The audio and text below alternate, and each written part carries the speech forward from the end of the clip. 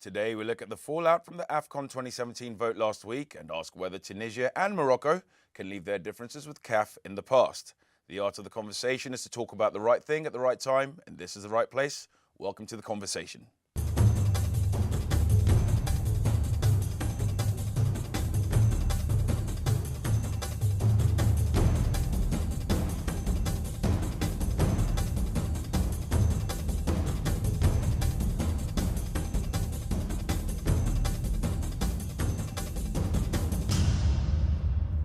Hello everybody and welcome to the conversation. I'm Ehi Longi, and in the studio with me is world sports journalist Pierres Edwards, who covered the CAF Congress in Cairo last week. Hello Pierres. Hello Ehi. Good to have you in the studio with us.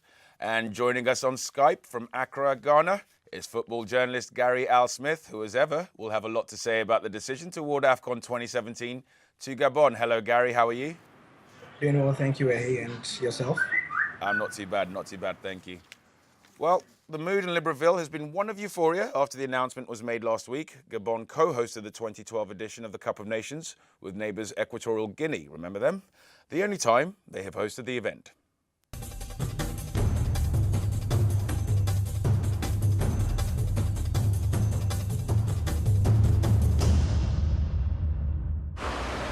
Gabon has been chosen to host the 2017 Africa Cup of Nations, AFCON.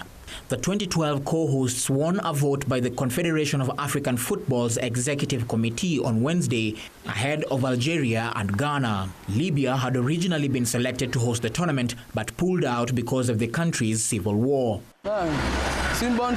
It is a great thing, but we want our national team to put in a lot of effort. We are looking forward for the title. We don't want to host AFCON and regret later. We want the tournament to go well. The preparations are now underway. This is good for the country. It will be fantastic, especially for hoteliers who will provide accommodation for tourists and fans who will come to watch the matches. And socially, it will spark cohesion in all areas. We have stadiums and we will increase their number for AFCON. Gabon's economy, however, is heavily reliant on oil, and the recent price plunge has sparked concern. But Gabon's Prime Minister Daniel Ona insists the country can deliver a successful tournament. It is true that we have experienced some financial difficulties due to the decline in oil prices, but we are not worried. The government I lead will do everything we can for us to host a successful Cup of Nations. Remember, we have the experience. We will prepare our stadiums, but we will build more. We will make every effort to be up to the trust that has been placed in Gabon. Gabon will use 4 venues for the 16-team tournament, which will be played in January and February 2017. They will be in Libreville and Franceville, which were used in 2012, with new ones in Port-Gentil and Oyem.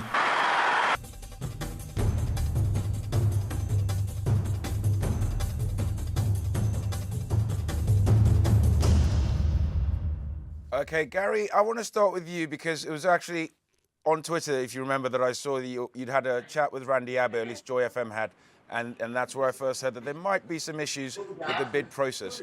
But when I then looked through Twitter and looked at the reaction of the everyday Ghanaian guy on the street, it didn't seem that they were too upset that the AFCON wasn't coming. So just try and encapsulate from your perspective, the reasons why the responses from Ghana and Algeria are the way they are so far. Well, I think it was a question of procedure, and also because they felt that the right things were not done. And basically, they were saying that CAF contravened their own principles. So essentially, Randy Abbey, who spoke to Joy FM, said that after every executive committee decision, usually you are supposed to know how many voted for and how many voted against. That wasn't done. But only a couple of days ago, again, the Ghana Football Association President Kwesi Nyantakyi spoke to Joy FM again, and that story is also online, where he said that, trust me, the Confederation of African Football took a decision in terms of the executive committee to actually conceal the votes. That's what he said. Very shocking, but this was just about 2 days ago.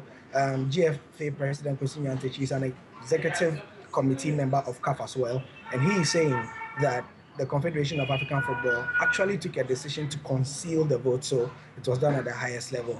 Now, I'm not weaving any conspiracy theories here, but in the last couple of days also, the GFA president has been made the representative for Africa at the CONCACAF Congress that is going to be held in a few months' time. Okay, Piers, well, Gary says he's not making allegations of conspiracy, but some rumours there. What's your take? You were there at the event. What was your take of the process, the event? Anything leave a sour taste with you? Well, not enormously. I mean, I spoke to Randy as well afterwards, and he said much the same as what Gary's saying, but he did say, listen, I'm not stressing that there was any corruption, we're just asking for more transparency. And he pointed out that in 2008, the 2008 Nations Cup, which Ghana hosted, they had the results of the vote and they were clearly out there and in the public domain. However, I spoke to the Confederation of African Football to get them to respond to Ghana's comments following what Randy Abbey was saying last week. And he said, listen, when we announced the host for 2019, 2021 and 2023 Africa Cup of Nations, which have, of course, already been decided last September, they didn't give the results of the vote. So that was their viewpoint and that's what they're sticking by. I mean, Gary, I want to come back to you. It seems to me that this is an administrative challenge, maybe a political matter. But yet, as I said, maybe for the fan on the street, I mean, you're there in Ghana. Do the fans on the street care? Are they upset that Ghana hasn't won? No, hell no. The outstanding majority of people in Ghana are extremely happy that this is not coming because, I mean, away from football, if anybody is listening to the news, Ghana, which used to be the star of Africa only 5, 6, 7, 8 years ago in terms of economic, trailblazing, if you like, has gone down because of a lot of issues I can't go into here. But essentially, just to sum it up, the first consignment of cash we are getting from the IMF is here. Yay! $114 million worth of IMF money is here out of 900 and something billion dollars the IMF is giving Ghana because the country is in dire economic straits and needs to primarily pay off its debt. So based on that background, a lot of people are saying that, I mean, if you are going to bring the African Cup of Nations here, certainly, even if you are going to use $100 of the country's money to host an AFCON, at a time when the same country is going for IMF help, it doesn't make much sense. And we also heard on Saturday, the former Minister of Sport who was in charge of the sector during the AFCON 2015, his name is Mahama Ayariga. He has since been sacked from that ministry and put somewhere else. But he said on another station, City FM, that Ghana would have spent $15 million. That's what he said the bid committee took. That was one of the arguments the Ghana bid committee went to make there, that even though they are going to hold the tournament in 2017, because of the legacy projects they have had from 2012, they will only be spending $15 million. And $15 million at government level sounds like not a lot, but a lot of people are still angry that we even thought of using $15 million for an AFCON. I'm sure they are, Gary. I'm sure they are. But Gary, what I want to pick up with you and start with you after the break, Piers, if you don't mind, is Issa Hayatou and his role in this entire process. See you after the break.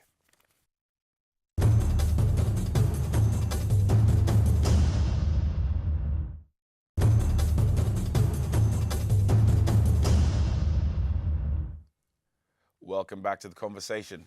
The Algeria bid team had expressed confidence that AFCON 2017 would go to them, and the choice of Gabon as a host nation was seen as, well, it caused an outpouring of opinion on social media. Well, how much of this process and choice are a reflection of Hayatou's relationships? Let's look at these VTs.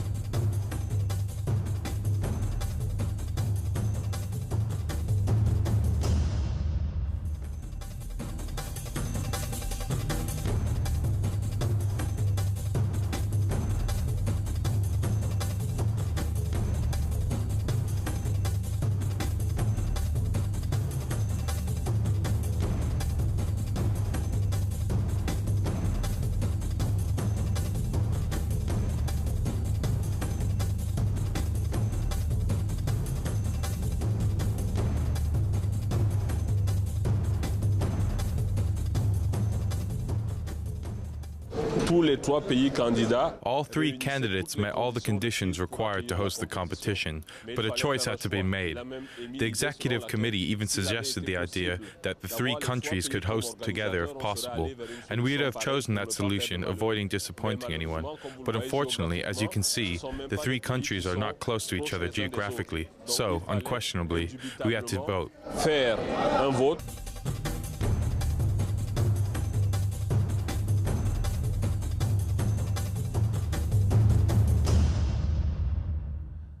I mean, my takeaway from that, all those tweets we saw then, in fact, that little interview at the end there, was that the process was never really clear. I mean, even there, you had a senior administrator talking about the possibility of voting for all three. People didn't know that was that was available beforehand. I mean, how much of this process is about what Hayatou wanted before anything started, or is a reflection of the way he runs CAF? A great deal. Absolutely has to be. So you got three bidding nations: Algeria, Gabon, and Ghana. Even before they lost the vote, the Ghanaian team told me that they didn't think that they were going to get it. Why not? Because when they made their presentation to Issa Hayatou, he picked up on the fact that Ghana said in November, listen, we will step in at short notice to host the 2015 Nations Cup after Morocco pulled out. And because obviously the concerns over the Ebola crisis. Then Ghana said, actually, public opinion here in Ghana means that people don't really want the Nations Cup because of Ebola. We are pulling out. So that was used against them. CAF were furious with Morocco when they pulled out of the Nations Cup, as you've seen by the fact that they then got subsequently barred from competitions, a decision that has since been rescinded, but it seemed very vindictive at the time to ban them from 2 Nations Cups for what could legitimately be described as force majeure. Then you've got Algeria.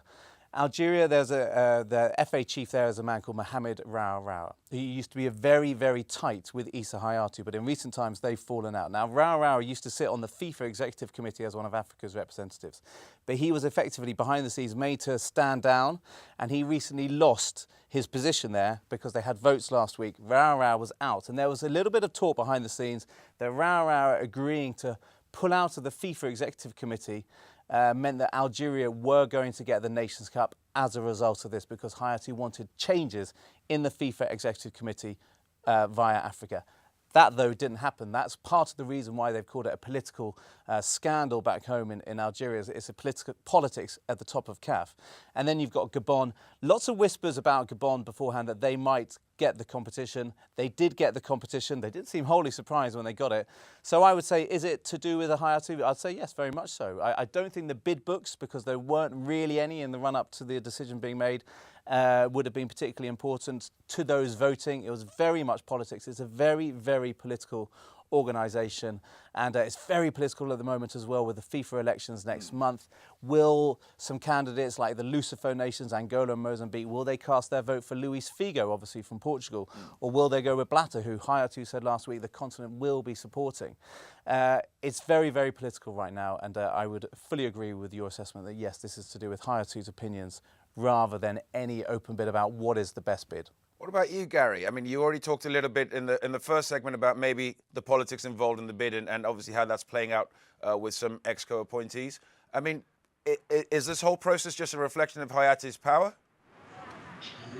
Don't take my word for it. So let me again borrow the words of one of the bid committee members who, again, happened to be on Joy FM and on our bumper show on Saturday called Sports Link. His name is Alhaji Jaula. He used to be the chairman of the Ghana Football Association.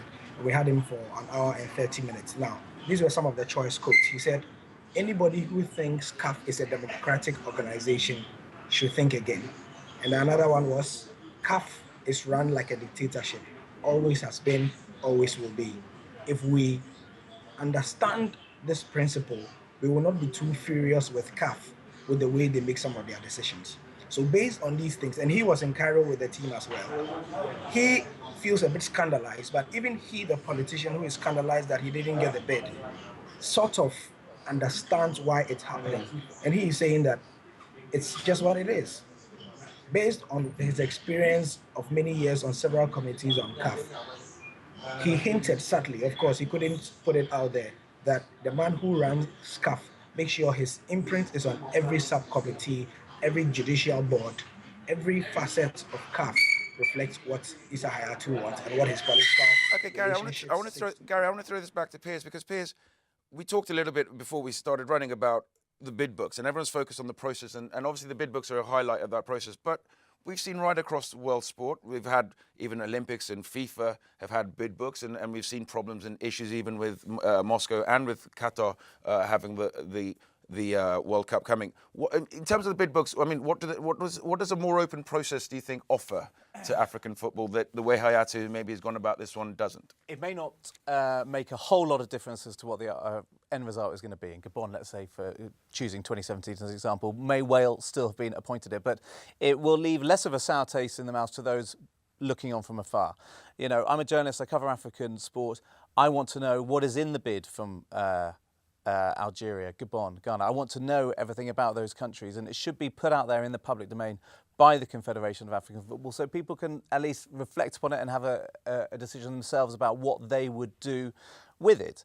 Would it have made any difference? Who knows? But I asked CAF in the run-up, I said, where's the information about the bids? And they said, you'll find out on the day of the presentation itself. And frankly, that's a little bit too late to finding out. You need to put out that information. Let's say if you're a radio show, you need to say, these are the cities, these are the stadiums that they're going to use, this is how it's going to work. So to come out after the presentation has been made is not great. I'd like to pick up something on what Gary said about the dictatorship.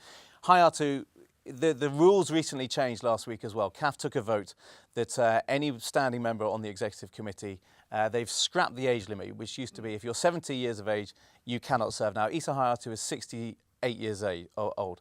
In 2 years' time, he's going to be 70, and even though he said this will be his last term, it's looking very likely that he's going to go for another term and for another 4 years. He has, of course, been in charge since the late 1980s. And if you want to see the power that he wields, don't forget an Ivorian man called Jack Anuma, who used to be on the FIFA Executive Committee with Hayatou. They used to be friends. Hayatou very subtly shifted the rules in CAF statute so that he could get rid of Anuma off the FIFA Executive Committee. He's now just left that. He's been forced out. And he basically bent the CAF rules so that he could get rid of a potential rival. And he's now bent the rules again, or changed them so that he can serve again. He's a man in control, and as the Ghanaian chap that Gary was talking about hinted at, you've got to be aware of what the game is and play it that way. You're not going to get full-on democracy, and if you're going for that, you are going to be disappointed. Okay, we're going to have to jump through that point, but actually going to pick up after the break on Hayatou and his relationship with the North African Football Federations. See you on the other side.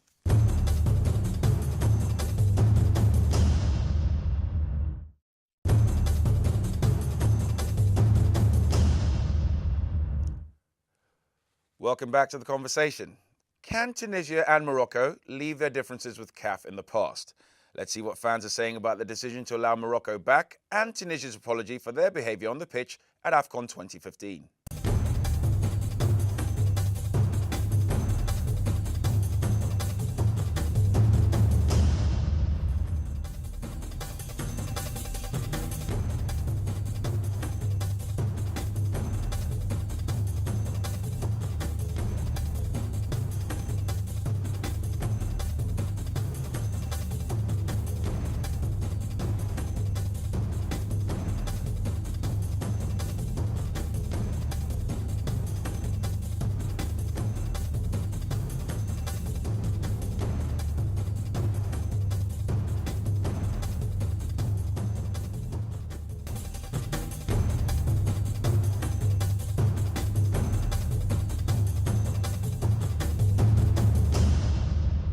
Now, a rumour that's been around in African football for a while has been that North African football federations are always on the point of seceding from CAF due to differences with the direction of CAF and leadership. But as we've seen with the decisions both favouring Tunisia and Morocco recently, perhaps there's room for optimism in terms of the future relationships. I'm going to start with you, Gary. In your opinion, with Tunisia and Morocco having settled some of the differences with CAF, do you think it's time for them to build a new relationship, or do you still see there being troubled waters ahead for North African football and CAF in general? Okay, so quickly, I mean, it depends on several factors. It depends on whether they plan on being alone as a football confederation, which will not make sense because FIFA will not recognize them, or if UEFA will take them, which will also be difficult. And that's been a bit of contention in the past when they've even thought of doing it. Some of the North African countries, especially those across near the Mediterranean Sea, have thought that, okay, maybe UEFA can take them in so that they can help them out with, being part of UEFA and things like that. Just like we've seen in other federations and other sports where Morocco and Tunisia and others are part of Europe. But it's been off and on, and usually it doesn't make much sense. But the thing has been that mostly their points of contention have been that one, West Africa seems to be the love child of CAF, especially when it comes to the big awards like the African Footballer of the Year awards. There seems to be a feeling in North Africa that the West African players and teams get more attention because the West African players are in the bigger teams, and they want an emphasis on African-based awards. So, which is why, if you recall, and a couple of years ago, a category was introduced in the CAF Awards that was called the CAF African Player of the Year African-based Award. So that was one of the key points where the North Africans were appeased, if you like. So it's a discussion that has been running for years and years, but I don't see it politically happening because of the geographical circumstances. Okay, I want to come to you, Piers. Is it something that you see happening or something that you see a danger of happening, given the way things are? No, not at all. Certainly not. I mean, you look at Egypt; they're the record African champions. They won 7 Africa Cup of Nations titles. There's, they want to be part of the continent. Absolutely, they may perhaps use it as a political game to try and make some point with CAF, but I don't think they're ever going to secede. Some of the countries there certainly do play in sort of Arab regional tournaments, and so they've got a foot in both camps. But they're definitely part of Africa, whether they like it or not. They just got to accept it. As for whether their differences are going to be a thing of the past, I'm not sure Morocco is going to forget the verdicts handed out by CAF when they punished them and said, look, you're barred from 2015 Nations Cup because you're not hosting it in 2017, 2019, you're also barred. On top of that, we're fining you $1 million. On top of that, we're going to chase you for $8 million in terms of what we've lost revenue-wise by you guys pulling out. They're not going to forget that decision, even though the Court of Arbitration for Sport, the highest ruling body in the world, has overturned it. Tunisia, on the other hand, I think they're just very, very relieved that they've been able to take part in 2017 qualifiers, that their name was in the hat. They're happy. They say their arguments have been settled after the row of the penalty of Equatorial Guinea at this year's Africa Cup of Nations. I think one thing is very interesting, what you've got to look out for is from North Africa, is a guy called Tarek Bouchamawi. He's just been elected onto the FIFA Executive Committee as one of the African representatives. There are 54 countries in Africa. Bouchamawi won 54 votes at the CAF General Assembly last week, which I think I think I'm correct in saying that's unprecedented. So he is potentially a candidate in future who can take power of CAF, depose Issa Hayatou. He comes from a very, very wealthy family, full of oil money. He's a wealthy individual. He's got the support of the continent. So he's the guy that you want to watch if you're going to see ever changes at the top of CAF. Gary, from your perspective, changes at the top of CAF, both to benefit their relationship with North African federations. Is it something that's necessary? Do you understand the grievances that North African federations have? Absolutely, I understand the grievances, and if anybody can take power off CAF, I think it's the North African nations, because of the fact that they have a lot of money, also because of the fact that they are politically well connected, not just to the sub-Saharan African countries, but also because they can count on power from the Middle East and across the water from Europe. If a good candidate such as Tarek puts himself in a good position, it's extremely difficult to see somebody from sub-Saharan Africa who traditionally are not too politically astute and connected in terms of the way they are going with the politics at the moment with the North Africans. So North Africa, yes, but quick point. Isn't it interesting that after many 27 years of Issa Hayatou's reign, we can't even shortlist a top 5 of those we think are in frame to succeed him? Isn't it interesting? And that's the mark of Issa Hayatou for you. Very, very unpredictable. Well, thank you, Gary. But to finish off, I'm going to ask you one question, Piers. You've already named one. Gary said shortlist 5. I'm going to ask you for 2 more and try and give them a regional spread. South Africa, Danny Jordan. His name's been around for a while? Danny Jordan, he's got a big battle in CAF. He tried to get on to CAF not so long ago, and he was shot down. He was voted out. He didn't make it in. He's had to sort of work his way behind the scenes. People were saying, who is Danny Jordan from CAF, from the CAF Executive Committee? They're saying, what has he done for African football? He was the guy who organised the 2010 World Cup, and they didn't want to play fair with him, and they made it very, very difficult. Perhaps there's a fear of what Danny Jordan can do. He's a guy with a political past.